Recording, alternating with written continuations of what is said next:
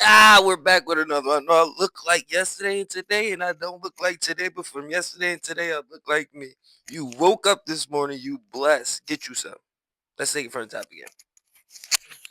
We're back with another one. You woke up this morning, you blessed. Welcome to the Streets Entrepreneurs. And I definitely had to get up and like shake it off. Like we had to shake it off, people. But we are back, and it's not even just back. It's the energy. It's the I am tired of not doing what I think that God has put me on this earth to do. So, so you get what I'm getting at? A lot of us waking up like, you need to wake up like, yes. So let's get into it. Welcome to the Streets Entrepreneurs, and we are refocusing and getting back on here. And I think what it was is watching a video where a brother said the other half of your success is missing from the other half of the work that you're not doing.